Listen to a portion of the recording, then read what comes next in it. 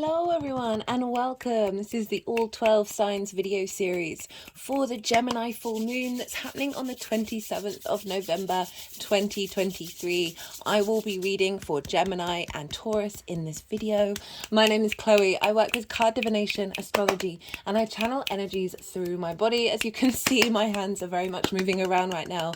This is independent of my conscious thought, drawing in energies from different dimensions to help us heal, help us clear stuck energy, and open up portals to source to get us more in alignment with our soul's frequency. It's like a form of light language. For those of you who know your time of birth and know your natal chart, I really recommend checking in with the sign that falls in the first house. This is called your rising sign, where your ascendant is. For each of the signs, it will relate to them being in the first house, so the astrology will very strongly relate into that. However, it doesn't invalidate you looking at any other part of your chart, perhaps your sun or your moon or your Mercury, because we're dealing with Gemini here. Just look to wherever that sign falls in your natal chart, look to the house that it's in and apply those themes of the house that it falls in to the messages that come through. Right, I'm going to leave this very short. There is a collective reading where I break down the astrology in way more detail. I get super esoteric, talk about the soul's journey, lots more channeled messages come in, as well as collective tarot. So if you want to go check that out, that's already live. There will also be an oracle card reading. 2 of the cards are up on the altar at the moment, and there's lots of other cards as well. I'll be doing that reading after the full moon to sort of like bring everything together. So that will come out later on next week. Be good to yourselves, be good to those around you, and most importantly, be well until we meet again. Gemini rising, how you doing, Gemini? For those of you tapping into the Gemini energy and it doesn't fall in your first house, look to the house that it does fall in, look to the themes of that house and apply those themes to the messages that come through. It's as if that Gemini energy, with all the connotations of your natal chart themes, and maybe you've got planets, celestial bodies, astrological points, all of that meaning, and as if it's all now moved to the first house. So take what resonates, leave what doesn't. Okay, Gemini, regardless of whether Gemini is your rising sign or not, this full moon is happening in the sign of Gemini. So very intense energy, a culmination, a completion energy, wherever that falls in your chart. I'm going to be pulling cards for 3 piles. The first pile is the lead up to this full moon. This is kind of the energy that you've been working on since that's quite a lot of cards, since the Gemini new moon. And so everything that you've been working on with that over the last 6 months, like everything that you've been integrating, this is sort of like a culmination of that. The second pile is for the energy of the full moon itself. For lunations, I see these as energetic download points. Right, so the way that all the planets are talking to each other, that kind of energy is being seeded at this full moon that will then unfold into the new moon that we have in Gemini next year. So you'll be drawing that energy down into your day-to-day and moving that forwards. And so the third pile is how this energy is in fact going to manifest moving forwards. I'm also going to be pulling 1 card for the Venus conjunct the South Node. So she's very close to the South Node at the time of this lunation. She's in her own sign. And so this is a very powerful energy point. And this is happening on either the 28th or the 29th of November. So not long after this full moon. So I'm going to be pulling 1 card for what that energy, what that conjunction with the South Node represents. So that's what's going on in the reading. The cards are just going to be as they are, and later on the energies are going to move them around into the 3 piles. Well, Gemini rising, where is this happening? Well, it's happening in your sign, the first house, the rising sign. This is the house of self. This is how you embody your sun or your moon in your actions and your deeds, depending on if you've got a day or a night chart. This is sort of the vibrational frequency in which that luminary expresses itself. Right, this is your body, your vitality, your appearance, your character. It's often how other people see you, because they see your actions and the way that you move through the world more than sort of that cognitive mind of the sun or the private emotional space of the moon. So it's very much your house. You've got this big full moon, a culmination of an upgrade of self happening here. Right. So I've done a collective reading where I break down the astrology in way more detail. So, I was saying with the second pile, this is sort of the energy download that's going to be happening. I break down how all the planets are talking to each other and talk about bigger themes. As I said, the soul's journey. I get a bit more esoteric, some channeled messages come through, as well as the collective tarot. So especially for Gemini risings, or if you've got a Gemini sun or your moon, or like heavy Gemini placements, or just in general you want to watch it, this might be really useful to go and watch this to see what sort of energy you're working with moving forwards, right, over the next 6 months. So really beautiful moon. It's a bit of a complex moon.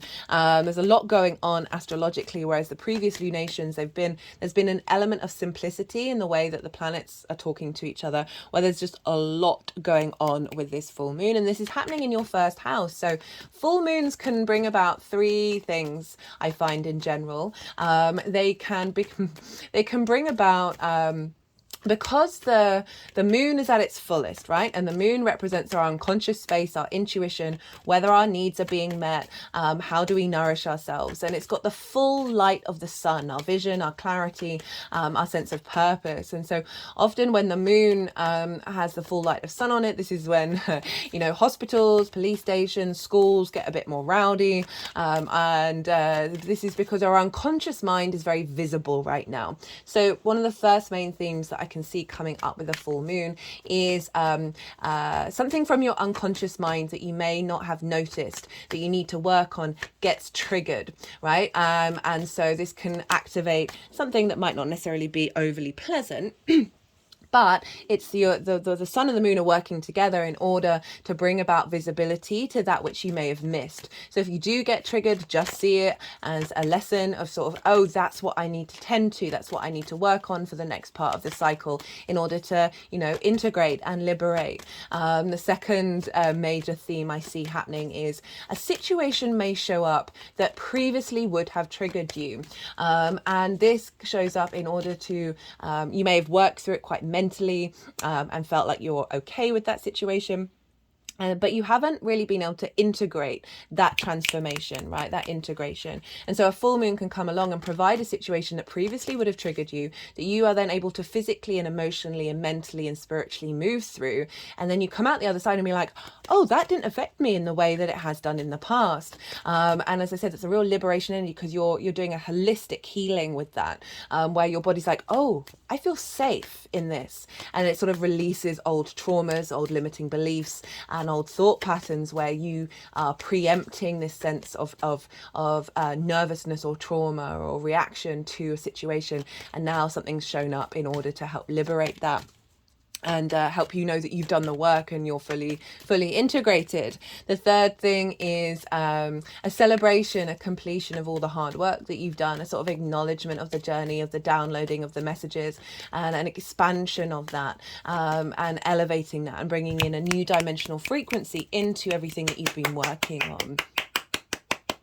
And so often none of them may show up, or all 3, or a combination thereof. It's just from my experience, these are the themes that I've seen show up with full moons. Just trying to think of the last full moon that I had. It was a Taurus full moon, and I was celebrating with my friend who has Venus in Taurus, and there was some triggering moments for both of us, but we were able to work through it and realize that actually they weren't triggering at all, and a real sense of recognition of each other, right? That visibility, and having our needs being met in the company of one another, which was a really lovely representation of what a full moon can be. So Gemini risings, as I said, in your first house, so it's a culmination of your sense of self, right, and how you enact your sun or your moon in your actions and your deeds, a sense of boost to your vitality, to your confidence of who you are, a releasing of old traumas and old restrictions, and bringing about a new download in order for you to embody moving forwards that's more in alignment with your soul's journey. It's a very playful moon. It is a very there's a need for action, there's a need for movement, but it's also, there's an element of downloads coming in from the galactic energy, because Mercury, the ruler of this moon, is very close to the galactic center, and so it's receiving downloads further into the universe, further closer to source energy, and like the center of the the galaxy that we're in, like very powerful energy showing up here, of us calling us to incorporate faith and play in the way that we move through the world. One of the things that I brought up is like certainly noticing I've been following two thought patterns, and one is delusion and one is sort of an element of shame, right? So Mercury very much the desire to collect lots of information and maybe act on them because you've got it in the first house. That so often we can be in conversation or with someone who knows something that we don't know, and that we may get a bit defensive around it because a lot of our society has been built on scarcity and competition, where we can't be seen to not know something because we might get kicked out of the tribe, right? We might not have the resources that we need in order to survive because we're dealing with a scarcity complex. Now, this really feels like a liberation of a lot of that. The box card really wanted to be present on the table. There's lots of other oracle cards, but this is about the sort of the limitations and the structures that we put ourselves in. The Gemini energy is really good at helping breaking out of that. There's a great sense of curiosity with Gemini. And certainly one of my favorite things to do with people is if I sense that they're limiting themselves, I'd like to push those boundaries. And this is very much about roaming. It's mutable energy. It's about expanding and going. One of the key things that a friend of mine actually messaged me while I was meditating just before I sat and did the collective reading, was the peculiar, what was it? Let me get that up. It was so perfect. Do bear with me. I'm sorry.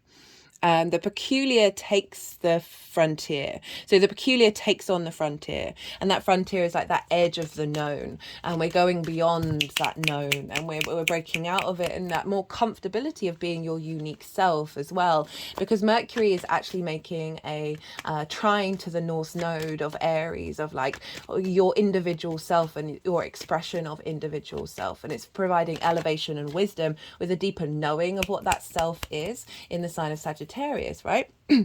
And so the sun is over in your 7th house of your one-to-one relationships. This can be business partners, one-to-one clients, intimate friends, long-term romantic connections, as well as your one-to-one relationship with source energy. Now, even though this is a Gemini full moon, Gemini is ruled by Mercury, and Mercury is over in Sagittarius. So actually we've got some Jupiter influence coming in quite heavily with this Gemini moon and in the sign of Sagittarius is this faith, this knowing, this sense of this openness, this generosity of Sagittarius, of this new frequency coming in, this new completion. And often where the sun is in relation to full moons is shining a light and helping bear witness. Like it's often wherever the sun is shining a light on something you either need to notice or something that is falling away, that is no longer anymore. I remember when I had a full moon in my rising sign, and I actually got a message from an ex-partner. We hadn't been together for a long time, and it had been a wonderful but also deeply troubled relationship. And message we're friends now, message out of the blue, and then this showed up in the collective reading, and like messaged but then didn't engage in conversation. So it was a really like futile thing. It felt so relevant to the moon, like they were being grabbed by the energy of the moon to contact me in order for me to realize, hey, no, this energy is no longer affecting me, right? That completion of self with the other, which is the 7th house of like old relationships that may have had an impact on you, that are actually stifling you and keeping you limited and in these layers, this cage of existence, that actually this can highlight, okay, these things are no longer binding me. This also can be an elevation of self and the way that you interact with one-to-one relationships, and really sort of drawing in relationship frequencies that are more in alignment with this full moon and the work that you've been doing. Now, there's some seriousness involved because the sun and the moon are square Saturn, and Saturn is over in your 10th house, and this is your career. And I like to focus more on life purpose because not everybody's career is their life purpose. I just heard there's loads of parakeets where I live, and they're just going absolutely mental. It's making me think about Gemini and birds and tweeting. Like, I think Twitter's first tweet was very heavily Gemini orientated, of this transitory movement of information, and they're just sort of they were making quite a lot of noise when I'm talking about Saturn in your 10th house of your life purpose. Saturn's linked into integrity and legacy, so this is forming what's called a T-square, where the release point is Saturn. Is there's a download coming through that's integrating legacy and integrity in terms of your career, that's getting you in alignment with any distorted views you have around your one-to-one relationships, anything that may be binding you, that may have caused limitations in the way that you express yourself. This really feels like a liberation away from that, and an ability to tap into your maturity and your integrity around where are you headed and what are you doing in relation to self, right? This embodiment of self is what Saturn is calling us to do. So it's a super powerful moon. Mercury is also, as I said, making aspects to the north and the south node. So it's really getting us in alignment with that eclipse cycle that we're having over the next year and a bit, with the Libra and the Aries axis, which is your creativity, right? Your creation energy, the Libra, and your hopes and your dreams of the north node. So Mercury is collecting all this information, and I'm thinking of Mercury in the 7th house with source energy, of your ability to be in more communion with source, consciously or not, and have a deeper sense of knowing of who you are in relation to the other, right? And that can be absolutely anything, and finding real strength of character in your expression of self. So Mercury, the ruler of this moon, is in the sign of Sagittarius, which is ruled by Jupiter. And Jupiter for you is over in your 12th house, your hidden house, your house of mysteries, right? This can be anxiety, depression, grief, isolation, but there's so much magic underneath all those trauma responses and limiting belief constructs in our unconscious mind. There is the magic of your soul.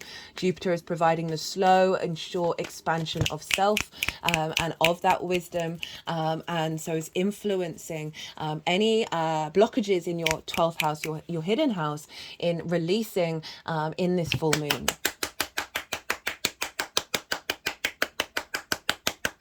And more so, well, who rules Taurus? Well, that's Venus. So even though this is a Gemini full moon, by energetic transfer, Venus is in charge. She's ruling the whole chart right now.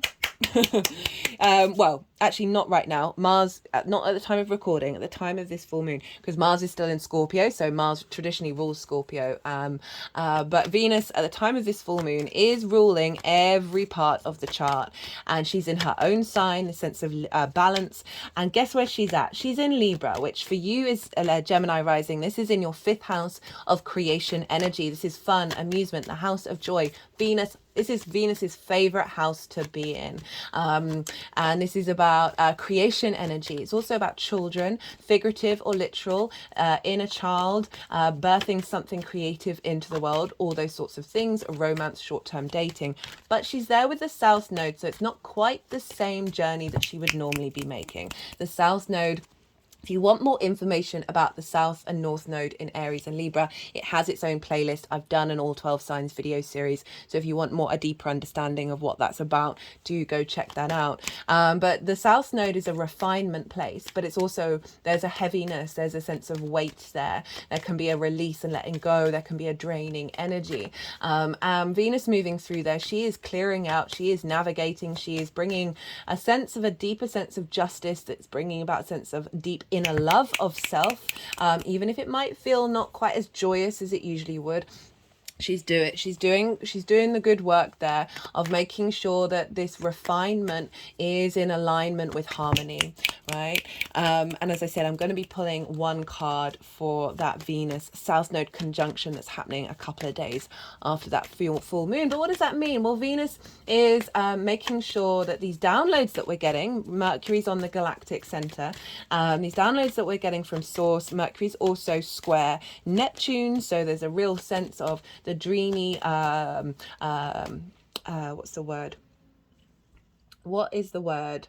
Idealism. It's very idealistic energy, Neptune, of bringing a different reality in from source that is manifesting and creating a new framework with that galactic center energy, all in sort of alignment with the north and south node.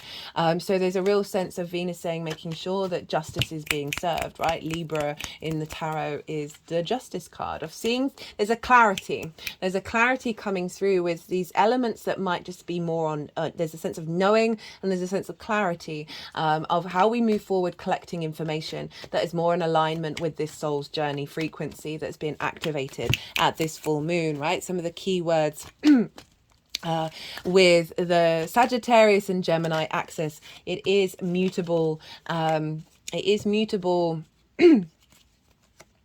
It is mutable, and it's yang energy, right? So it's more extrovert. It's what we do in the daytime. It's more stimulation, action based, and mutable, and it's Jupiter and Mercury playing together.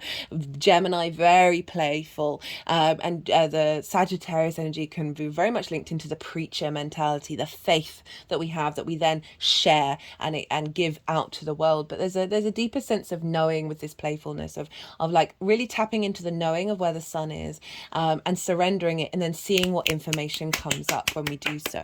I have recommended of maybe doing some chanting, right? Lighting some incense and doing some meditation around this full moon to help you tap into that resonance.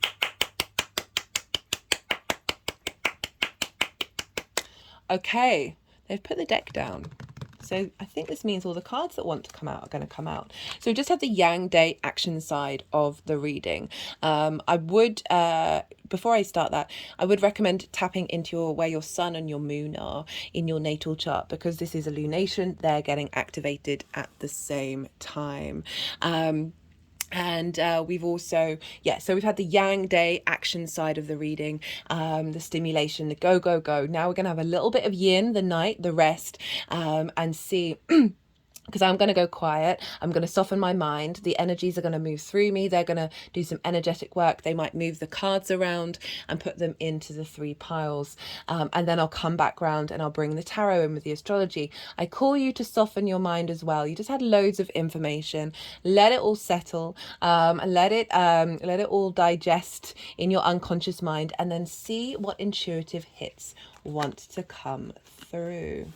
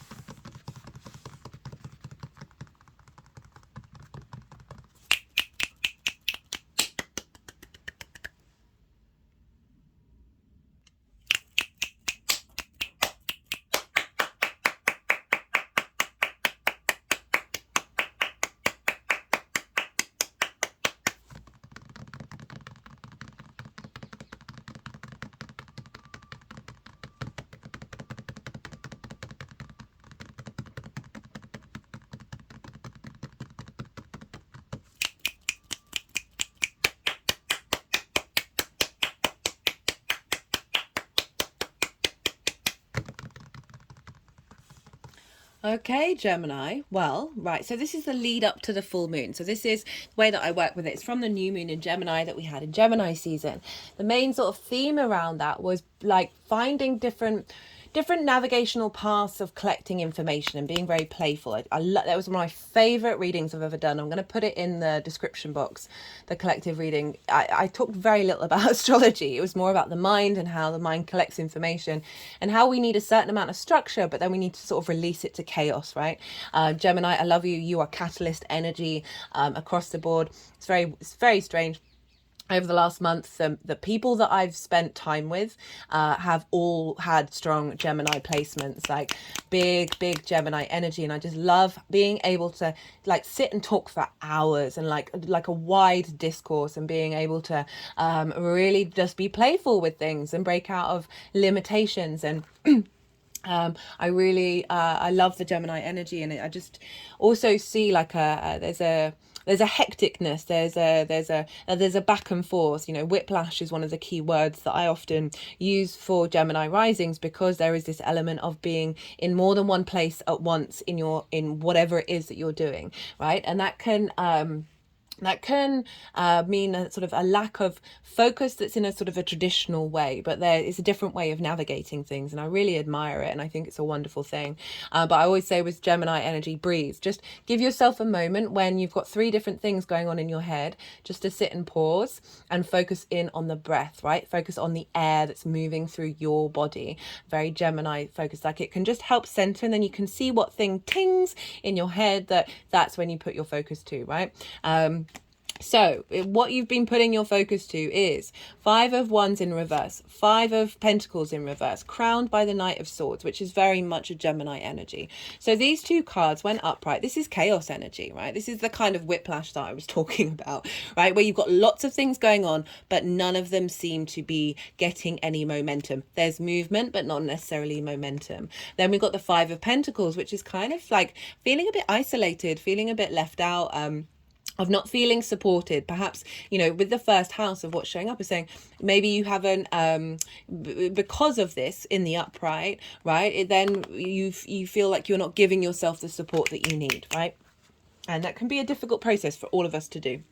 But these are coming in reverse with the Knight of Swords, which is making me, what's coming up from this is that you've been spending time turning these in reverse, like reversing the strengths in which these have power over you.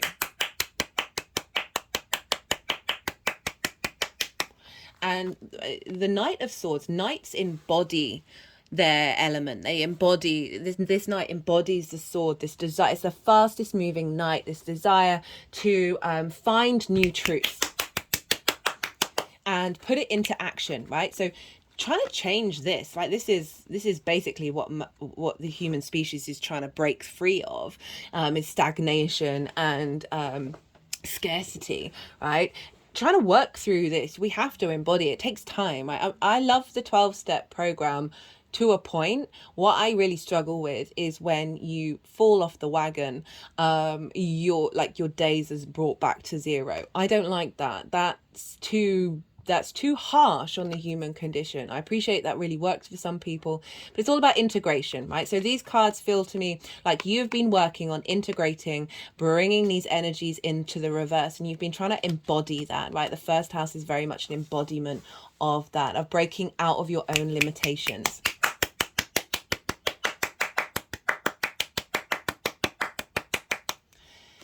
And then for the full moon, I mean, this is quite an interesting combination of cards for this full moon. It makes a lot more sense with the collective reading. We've got, I will try and break it down into a nutshell. It's just there was a lot going on in that reading, and I do want to try and do it justice. Got the 7 of Cups, the Queen of Cups, and the Judgment card. So it's interesting. We've got a lot of emotional energy tapping in.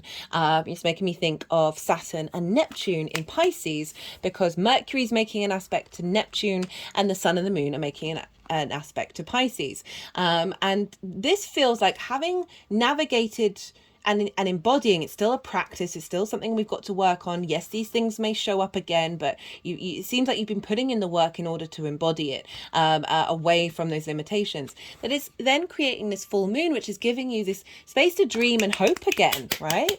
Outside of these heavier energies. This is also for me the channeling card. Sorry, do bear with me while they're clapping. The channeling card. I believe we're all channelers, we're all healers, we're all intuitives, and it's just it comes out in a very unique space for each individual, right? It's not about conforming to stereotypical ideas of what channeling looks like. So we've got all these different cups, all these different possibilities, very dreamlike, very fantastical. And yeah, this card gets a bad rep of like not being able to make a decision, but that's not what I'm getting, because we've got with these two other cards is this opening up to new possibilities of self, right? Coming in from different dimensions and different frequencies, and perhaps consciously or unconsciously being aware that you are a multifaceted being. And there's a lot going on behind the scenes. There's a lot going on behind the scenes, past life energy, ancestral stuff, collective stuff that actually impacts on how you embody yourself. So this can be a realization of that, as well as opening up that space to hope and dream again. Oh, my head just went straight back. Okay, all right, you're going to come back up again. It's quite hard to talk when your throat is really stretched out. Okay, guys. Okay, they're clicking around the throat chakra. Okay, doing a lot of stuff around the throat, so being able to communicate and understand your truth is what I'm getting from that one. With the Queen of Cups now, as I said, there's a lot of water energy, so it can be linked into Pisces, which is your 10th house, of being able to dream with this new vibrational frequency of opening up pathways of your life purpose that you may have felt limited with, right? There may have been some restriction. And the Queen of Cups for me is serenity, right? She is very calm. Her foot is turning into the ocean. That's how at peace she is with her in this moment, in this space. She's sitting by the sea. There isn't a wave on the ocean. There isn't a cloud in the sky. And if you've been by the seaside, your eye, like that perspective, the broad horizon, your eyes just go weird, right? So it's a physical interpretation of a broader perspective, and she's looking almost into the future, into the horizon, and she's at peace with it, right? There's a deep nourishment of your intuition kicking in as well, that is being backed up by the work that you've done, of being able to, with that work, you're now being able to bring in these new frequencies. That is facilitating the way that you embody yourself, that comes from a deeply intuitive, open space. Like the limitations are getting cleared out with this 7, that is helping you really have a sense of knowing. You might not know all the details of where you're headed and what you're doing with that Saturn energy, and that Jupiter energy is clearing out some of these limitations. It's going to be there for a while. You're still going to be embodying this and working through it. It's going to go direct at the end of the year, so you might see some more clarity come through of this work. And then Venus, as I said, in Libra, of that creation energy of being able to hope and dream in different ways and releasing old soul contracts that may have blocked that ability to do so. Queen, very nourishing energy. I really like that showing up for this full moon, of you being able to nourish your emotional body, and the way that you bring that and that creative energy, that intuition into your embodiment of self. And it's crowned with the Judgment card. This is a super powerful card. This is resurrection. This is ascension. And one of the other cards is the Merkaba activation, which says ascension on it, that this vibrational frequency that's coming through is raising up all the different parts of you and how you embody yourself, right? So these figures are grey, that represents wisdom. We've got mountains in the background representing a higher perspective, and the angel is playing its trumpet. So this vibrational frequency is coming down to raise you up.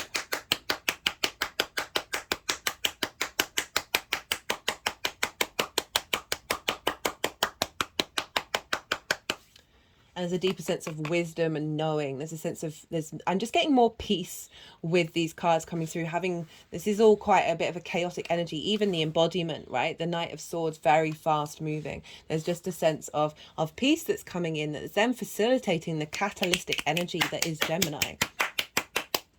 Okay, how this energy is going to manifest moving forward. Well, this is quite spectacular. We've got the Empress, Venus, who's actually really governing this moon, because she's governing, because Mercury, ruler of Gemini in Sagittarius, ruled by Jupiter, Jupiter in Taurus, ruled by Venus, Venus in Libra, ruled by Venus. So we've got this sense of abundance coming, this fertility, this enjoyment of the 3D realm with the Magician. You have all the resources you need. This is Mercury card. You're ruled by Mercury. All the resources you need in order to embody your sense of activation, your sense of manifestation, and where you're headed. There's a clarity rather than this confusion or this sense of scarcity. These are kind of like the opposite.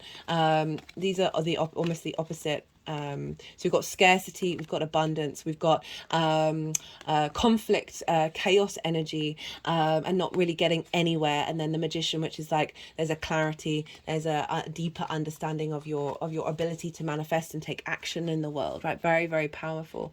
We've got the Eight of Wands, which is alignment, right? So with the Judgment card, which is Ascension, this is saying moving forward, you're going to feel more in alignment. This is about going with the flow.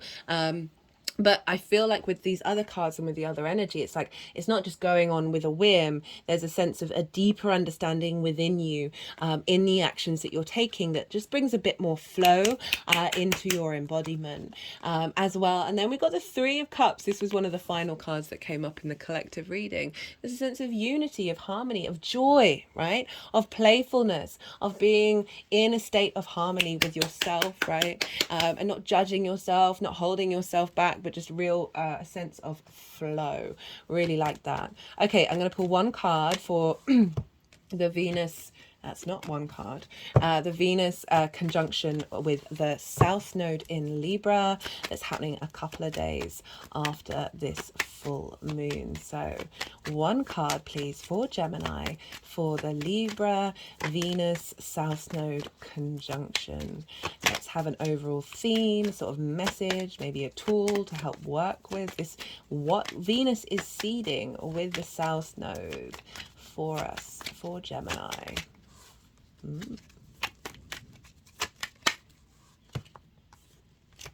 Well, that's two, but we'll take it. So it's in your 5th house of your creation energy. We've got the 10 of Swords in reverse. This is clearing out old karmic issues, right? This is a very karmic card because all these swords are along the spine, right? And the spine holds a lot of karmic energy. And these are all falling out, and you're able to, having felt immobilized, there is a sense of liberation of a lot of things that have the South Node is clearing out that's been holding you back. And then we've got the Three of Pentacles, and this is about mastery. This is also about collaboration. This figure knows what they do, what they're capable of, is drawing towards them. We've got two threes. Drawing towards them other energies that have different skills in order to create something beautiful and long lasting.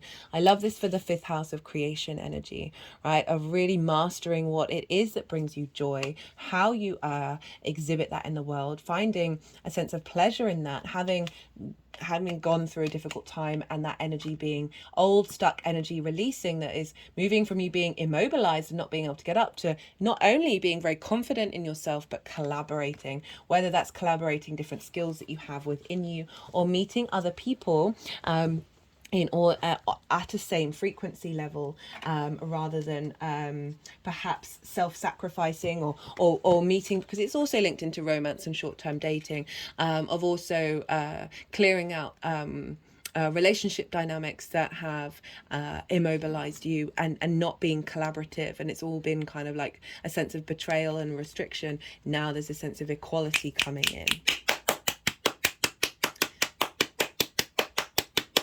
Okay, let's get some clarifiers. This is the First Light Tarot. What wants to come through for Gemini? Ooh. We have harmony, bridges, joy, very appropriate for the Libra South Node energy that is also governing this moon. And then we've got source, love, and light. So really acknowledging the moving away from this. I feel like it's always inherent within us because we hold everything within us, but that this is creating space to bring in source light, to be more confident and comfortable in yourself, not moving away from judgment, and letting that the light of the source energy that is deeply inherent with all of us come and be activated with this new download that's coming in. My head is now just sort of shaking back and forth. Right, that was the first light tarot. Let's see what final clarifier wants to come through for Gemini. We've got spiritual partnership. So that's really interesting with the 7th house, where the sun is.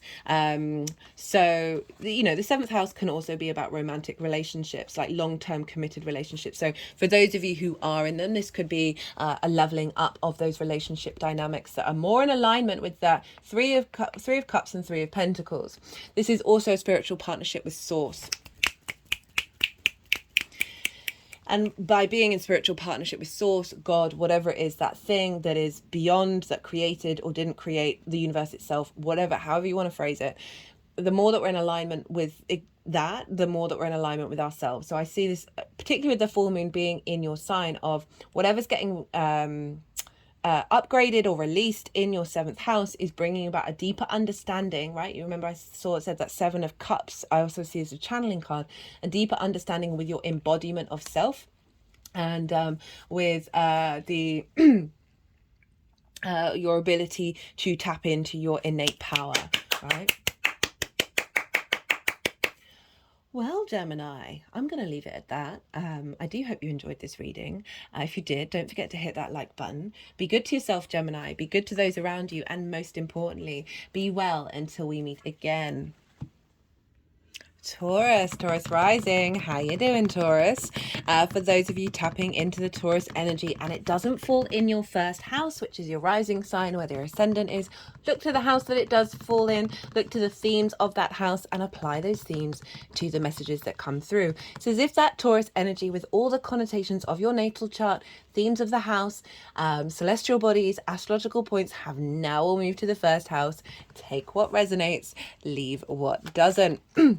So regardless of whether Taurus is your rising sign or not, Taurus and Gemini are next door to each other. This is called inverted. They don't have a traditional aspect talking to each other. And the way that I look at this is, imagine you're sitting next to somebody, but you're both facing forwards. So you can't see them. They're sort of on the periphery. You don't have that clarity, that vision. But you know that someone's sitting next to you. You can feel it on the subtle energetic level. Lots of different other senses are getting activated that have just as much power as a sort of a direct line of sight. But, this is... Taurus can be very fixed. There's an element of a slowness to Taurus, whereas Gemini is very, very fast, right? So often signs that follow one another, they are usually sort of rebalancing an extreme of the previous sign. So we've got a little bit of a rebalancing here, helping sort of liberate and bring some playful, fast-moving energy into your space, Taurus. So I'm pulling cards for 3 piles. The first pile is the energy leading up to this full moon. That's coming from the new moon in Gemini that we had in Gemini season. So over the last 6 months of what you've been working on, what's been coming through, this is the sort of the first pile of like what your journey is and where you're at. The second pile is for the energy download of the full moon itself. This may link into what's going on for you around the full moon, but I like to focus more on the fact that I see lunations as big download points. Into our conscious and our unconscious mind.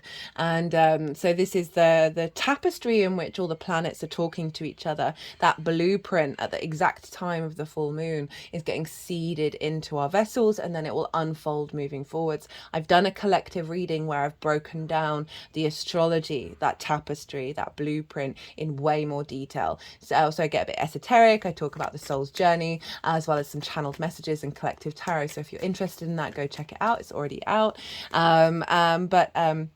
So that second pile is like that download that's coming that will then unfold to the next new moon in Gemini. So the next 6 months, this sort of culmination energy, and then how that's unfolding into the future, which is the third pile, which is how all of this is manifesting moving forward. So those are the 3 piles. I will also be pulling one card for the Venus South Node conjunction that is happening the day after or on the 29th of November, depending on where you live. And this is a very pivotal aspect, and I'm really glad I'm getting to put it into lunation, because Venus is in her own sign. So this is the equivalent of Mars then conjuncting the North Node, right? Which Mars rules Aries. So it's the ruler of the sign, the ruler governing the South Node, being in contact with it. And I want to see what messages come through for everybody for that one.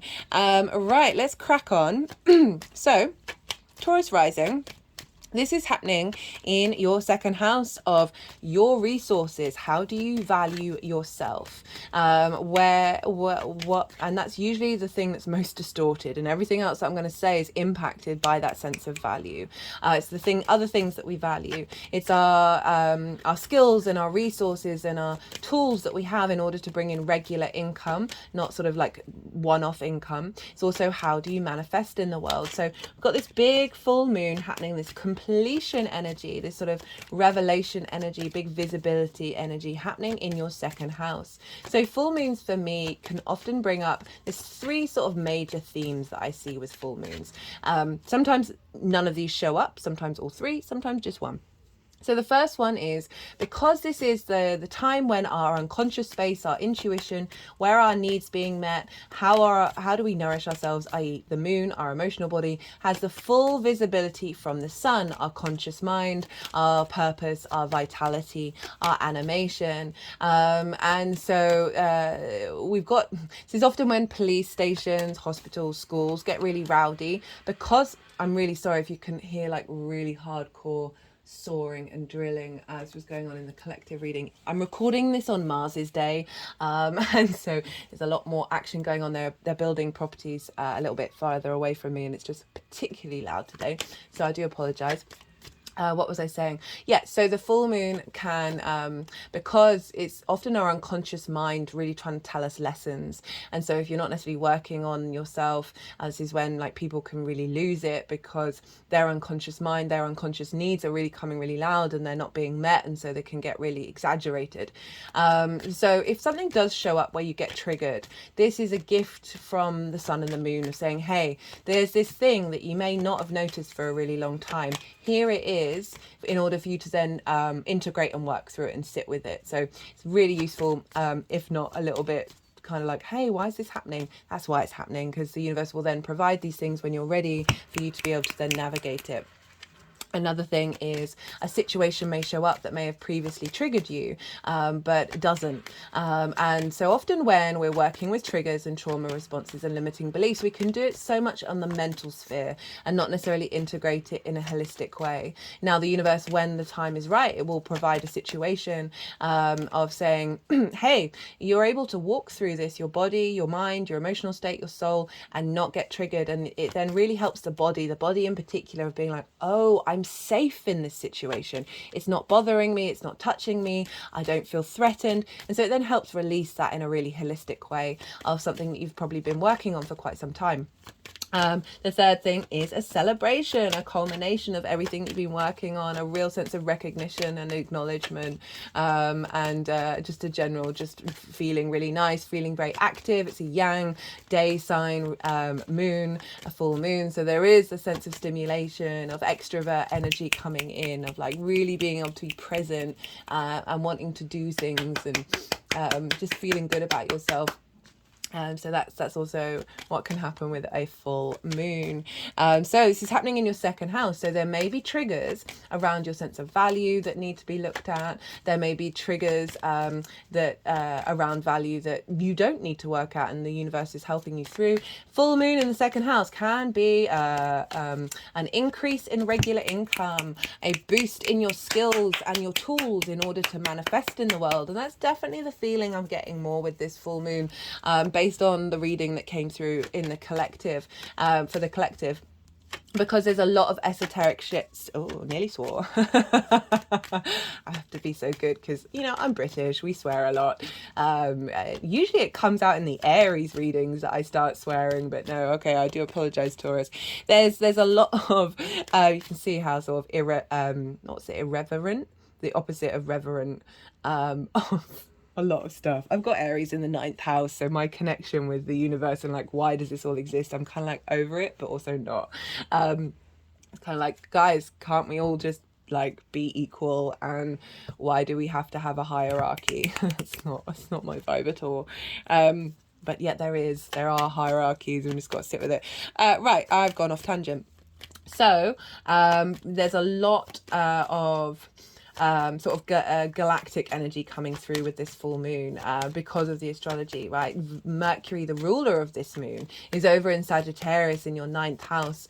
No, sorry, your 8th house of outside world's resources. And that's a very magical house because it's connecting to not only the 3D, but the 5D.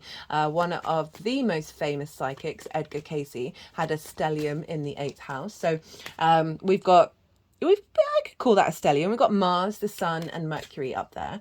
And Mercury is very close to the galactic center. And the galactic center is the center of the Milky Way. And so we're getting download messages into Mercury, who's ruling this moon, and like squaring Neptune. So we've got this added dreamlike source energy flowing in that is helping bring in new downloads. And I've just realised that no cards have come out. I'm just going to pause the video and clear the deck. I do clear the decks energetically before each reading, but sometimes some readings, it's like the cards don't come out and then they all come out at the last minute. Right, okay, what was I saying? Yeah, we've got a lot of strange stuff because not only is Mercury square Neptune, Mercury's making aspects to the north and the south node. So there's a real link into what so whatever's going on with Mercury is impacting this moon. So Mercury's getting loads of energy, and it's like exactly square, exactly trine, exactly sextile. They're all at 24 degrees of their receptive signs. So Mercury is really getting so much downloads coming in from like this, where we're headed, what we're striving for that universal source energy of Neptune, and a liberation of that which has limited us with the South Node, and a real refinement of self. So this is all impacting that moon, and it's super powerful, and it's in your 8th house. As I said, that can be like your give and take between you and the outside world, time, money, things, energy, resources, intimacy. It's also linked into inheritance, cosmic or 3D inheritance, as well as that exchange between you and the universe, right? It's also more sort of bigger money, and so could be taxes, this could be bonuses, like any sort of one-off thing you do rather than a regular income. So there's a lot of energy here. There's the Sun in the 8th house is giving more visibility to the resources of the outside world. You've got some motivation and drive to go out there with Mars, and Mercury as well, of just finding it easier to have more, collect information from when you're out and about in the outside world and what those resources are calling in from you, 3D or 5D.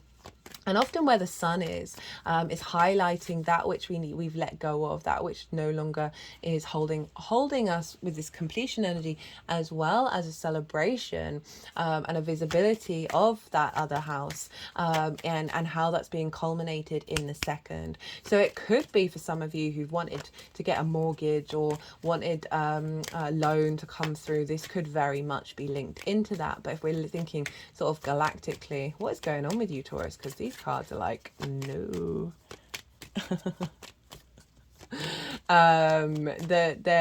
What was I saying? That there could be an enhancement of the leveling up.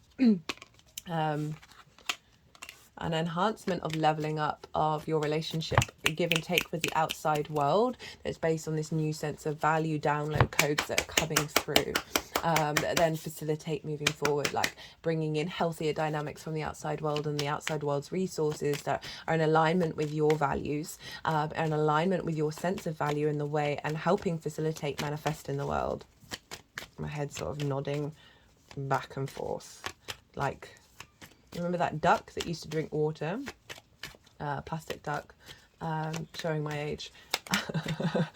Definitely. And it did it in the Gemini reading as well. And the energies haven't done that before. So obviously, oh, hello, the Four, bringing in new frequencies.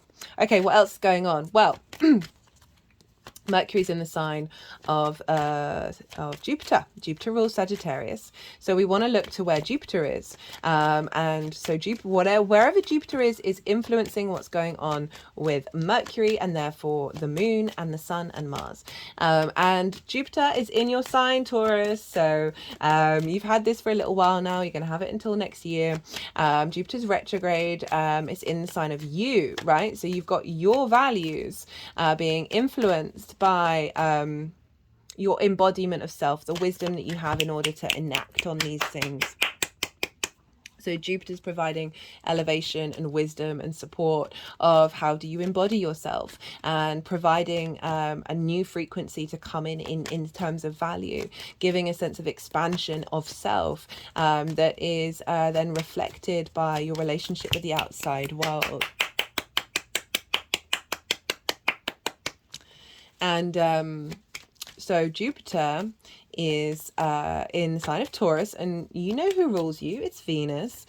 Venus is over in Libra right now, and this is in your 6th house of work, health and routine. So I like this combination of that moon being in your resources, the sun being in the outside world's resources, and Venus, basically she's governing the whole chart at the time of this moon, because Mars will have moved out of Scorpio and everybody else are in different realms. So Venus is in her own realm. She's influencing Jupiter, which is influencing Mercury, the Sun, and the Moon. So Venus is actually sort of top trumping everybody energetically, and it's in your sign of work, health, and routines. It's not Venus's favorite place to be, right? This is the adult in the room house. So often we find it difficult to understand how do we embody our work in a way that's really supportive and healthy for us. It's with the South Node as well, right? So the South Node moving through the 6th can be a drain on your health, can be a drain on routines, can be a drain on your work, as well as a deep spiritual refinement on the way that you work, on your health, right? Coming through it the other side, you will be stronger. It's also linked into a refinement of your routine and making it very personal and bringing depth to it. If you want more information on the South Node, North Node axis in Aries and Libra, do go check out the playlist.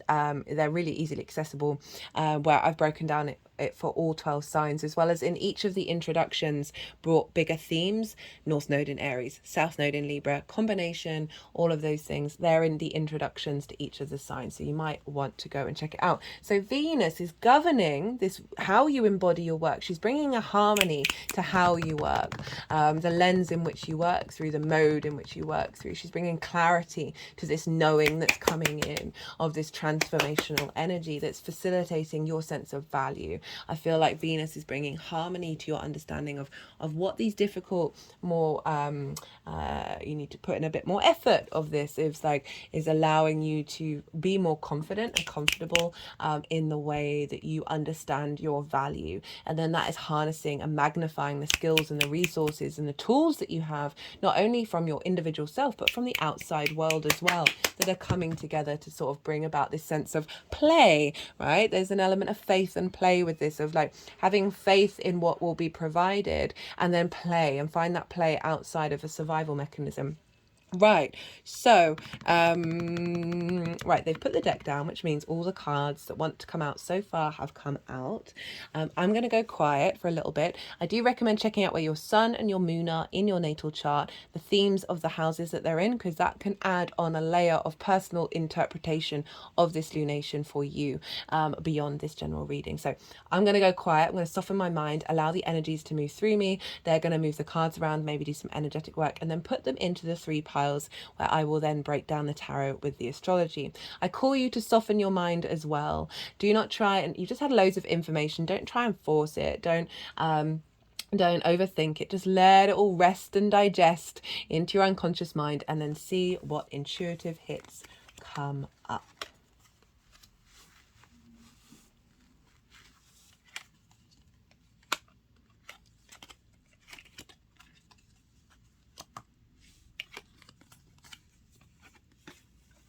I'm really liking this spread, Taurus. It's actually giving me tingles up my spine.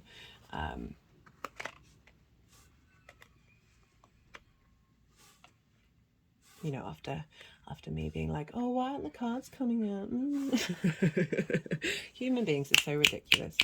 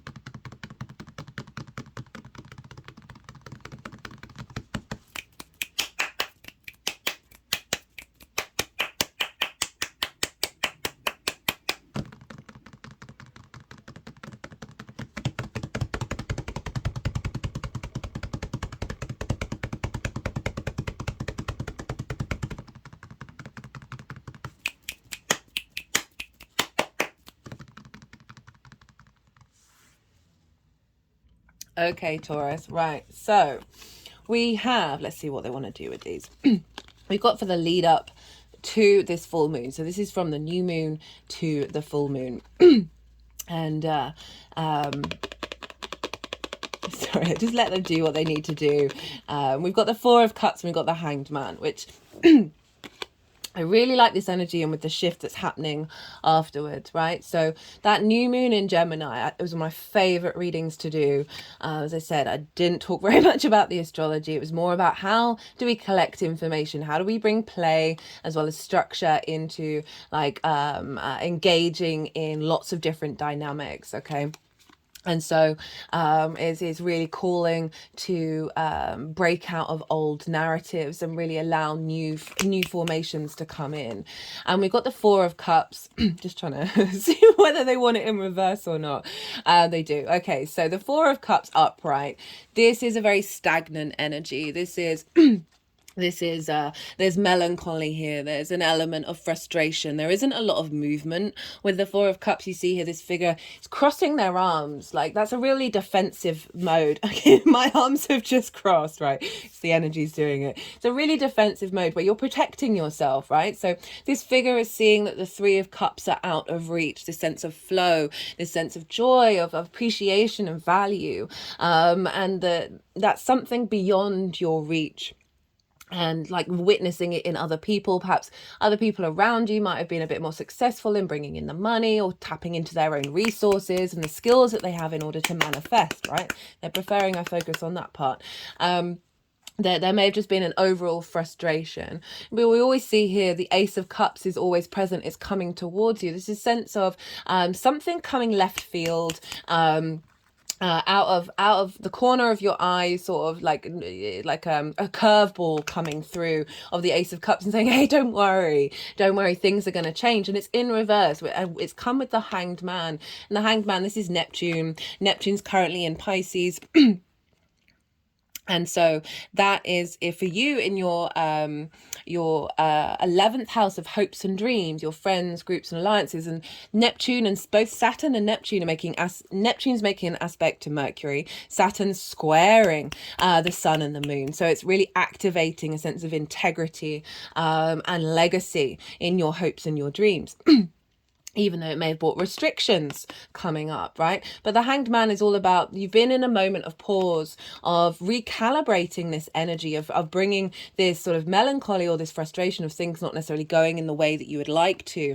This is in reverse. So, but with the Hanged Man, it's saying you've been making the steps to navigate outside of this frequency. I always link in Odin, the Norse god, into this figure because Odin was upside down on the world tree for 9 days and 9 nights There's an element of sacrifice, of acknowledging that you need to be at pause and sacrifice perhaps other areas in your mind or in your life in order to bring in this wisdom. So at the end of the 9 days, Odin received the wisdom of the runes, which is another form of divination. You see here, this figure has a halo. It's the only figure in the tarot to have one. This represents enlightenment through pause. Even just standing on your head in some traditions, this is a great way of changing your perspective. This is all about changing perspective, but there's a pause element. There's a sense of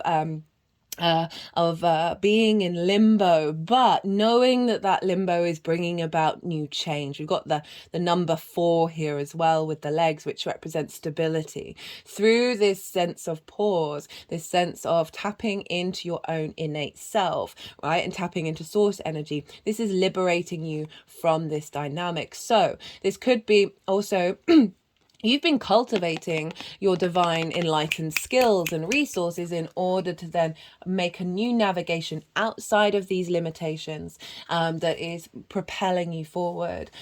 So wow. For the energy of this full moon itself, the download that is being received. Okay, this can also represent things that are going on around the time of the full moon. I love this for the second house. This is second house, as I said, this is your resources. This is how you make your money and also how you value yourself. So I didn't bring that in, right? This can, by comparing yourself, this for me, the card of comparison is the thief of joy. By comparing yourself to the outside world and the flow that may be there, you're diminishing yourself. You're diminishing what it is that you have to offer, right? It brings, it steals away joy, right? And so yeah, these 2 cards showing up for the 12th house, this is one of the most independent cards in the deck, right? This is an energy, a frequency of someone who knows that they need to put in the hard work, but hard work's not a bad thing, but they're making the right decisions in order to serve them long term, that brings about this sense of abundance. My right foot toes are now wiggling.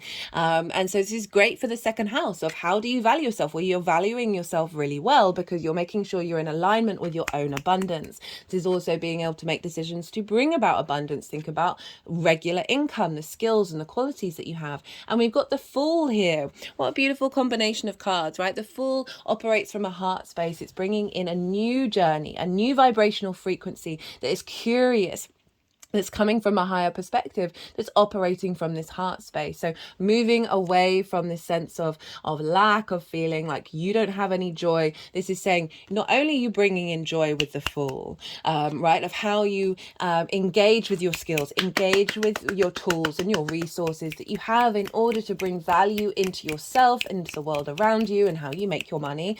But also this, we've got this independent energy of knowing, of having this deep knowing of the actions that you take are going to take you to that place of abundance. So how this energy is manifesting moving forward, well, goodness me. We've got some great cards. We've got the 10 of Cups and we've got the 6 of Wands. The 10 of Cups, again, this is kind of highlighting the enlightenment energy. Okay, both toes are wiggling. Right, this is the only rainbow in the tarot. So this is the happily ever after, right? However that looks for you. This is moving away from the 9 of Cups, which is sort of the wish fulfillment, the sort of the confident, inner individual confidence. This confidence, this emotional contentment is spilling out into every area of your life, right? So yes, there's a nuclear family, but that doesn't have to represent that to you. It can be absolutely anything that is a sense of value that you're putting into the world. You see here, we've got the cups and the rainbow. So the rainbow for me is always like that light refracted, that clarity of light reflected into the different chakra bodies, right? The vortexes that we have energetically within us. And if you look, when the cups are put this way, they kind of look like wheels. And in Sanskrit, chakra is wheel, and there's an element of a vortex of movement, of momentum. Or where was I reading that chariot? Something about a chariot linked into spirituality. Anyway, It was just today as well. Goodness be my memory. So we've got this what's manifesting moving forwards with this heart space and with this confidence and the ability to take those actions serving your abundance. We've now got emotional abundance. We've now got this sense of enlightenment. Like, I'm using that word. I know it's a big ask, enlightenment, but where we strive for it and we can get close to it in this lifetime, in or the next. And then we've got the Six of Wands. This is victory. This is the individual being celebrated, right? They're about to go and have a feast. This is about recognition. And I really like this combination because it's saying you're finding this sort of emotional stability in your sense of value, in your sense of how you interact with your skills from a higher octane level, as well as getting recognized for that, and a sense of feeling good, a sense of victory in what it is that you've been putting out and doing, whether that's your sense of value for yourself or your ability to bring in resources. Such a powerful message. I really like it. Right, I'm going to pull one card for the Venus conjunct the South Node in the sign of Libra. Now, Libra for you, as I said, was in your work, health and routines house. Venus is going to make a conjunction, that's more than one card, with the South Node. She rules Libra. She's ruling the South Node eclipses. So this is this is our first sort of ruler of the node making an aspect. We've had Mars move through Libra, but obviously Mars rules the North Node right now. So now we're going to have Venus, and as I said, this is happening a couple of days, the next day or the day after the full moon. So we're really I just want to see what wants to come through for Taurus for that Libra South Node conjunction. This may be a theme around what that's going to mean, the seeded point, maybe an aspect of tool that you need to focus on with the South Node transit. I think I mentioned it already, but forgive me if I did, and I'm going to repeat it. There is a playlist for the South and North Node in Aries and Libra where I break down all of the 12 signs. So you might want to go check that out, because obviously that's more of a longer term cycle that's showing up here. So yeah, Venus moving through Libra is helping us bring a sense of balance. Okay, we've got two cards. They did that for Gemini as well. We've got the Queen of Swords and we've got the Ace of Swords. So the Queen of Swords represents a deep nourishment of your own personal truths. They're just tapping over the heart chakra. All the sword court cards have birds on them, because this is air, this is messages, this is communication, and the Queen only has one, and it's right above her crown chakra. And I really like how we've got the Ace of Swords with that as well, of you being able to see clearly, to nourish the truth of the higher perspective of how you work, how you take care of your health, and how you take care of your routines, right? The Queen of Swords, she's open to other ideas, but she nourishes and observes and cultivates her own space, and doesn't get distracted by other people's opinions. She is facing away. She's very independent of all the queens. And with that Ace of Swords, this is a renewal, this is a regeneration, this is a clarity, a new vibrational frequency coming in, and letting go of that which is no longer serving you, and really refining the skills and qualities that you have in the way that you embody your work. And got the Three of Swords at the bottom. I just felt inspired to read it. It's coming in reverse, so it's clearing out old heartbreak. The Queen of Swords, she's been through some trouble, but her head is above the clouds, clearing away some old heartbreak that has made, I find a lot of neglect shows up in the 6th house, because it takes effort, it takes us being the adult in the room, the parent in the room for ourselves, to do the hard work, to take care of our health, our physical health, to take care of the routines and make sure that they're put into place. Excuse me. And so often we've gone through some trauma, we've gone through some difficulties that could be our parental figures. There's an element of neglect there that is being cleared out with that. Okay, let's get some clarifiers. Let's see what... Ooh, this is the first light tarot.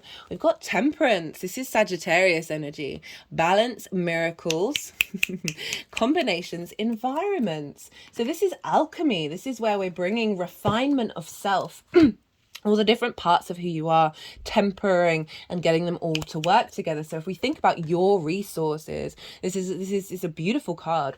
It's a very there's such depth to temperance. And it's really facilitating this new vibrational frequency that is activating parts of yourself, that is bringing about a sense of balance. And they did get quite excited around the word miracle. So well, that's going to be obviously very relative to each individual experience, but certainly something of a liberation energy.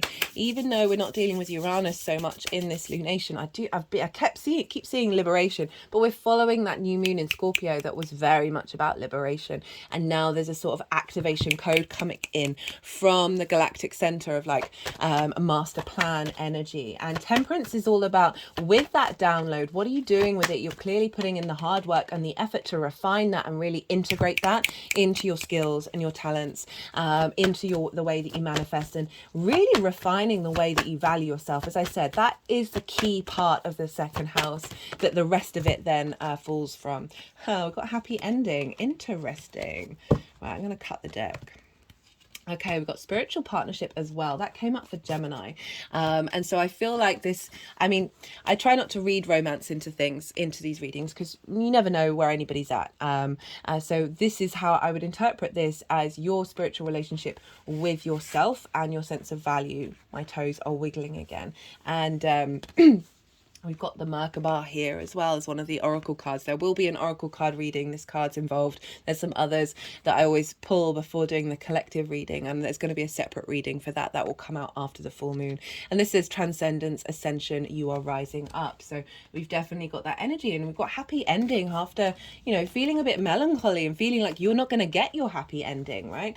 But this is I really spiritual partnership, right? So spiritual is, for me, it's just about finding meaning in something, finding depth in something. And so having a partnership with your skills and your resources, and then how you embody them. And I think that's really beautiful, of that, not only having the skills and the resources, but being able to put it into practice. That's a beautiful thing. Okay, Taurus, I'm going to leave it at that. I'm just thinking about the 8th house as well, of like a relationship dynamic with spirit, with the outside world, that is more in alignment with this new frequency that's coming in, with the wisdom that you've been getting, that you're then activating and really getting a bit more confident with that. It's the general energy of there's a struggle energy, but there's struggle everywhere. But it's through that process of transmuting and clearing out the boxes that we trap ourselves in, we then become more free, we become liberated. And the Fool at the center of the spread is really screaming that very loudly. Okay, Taurus, I'm going to leave it at that. I hope you enjoyed this reading. Don't forget to hit the like button if you do. Be good to yourselves, be good to those around you, and most importantly, be well until we meet again.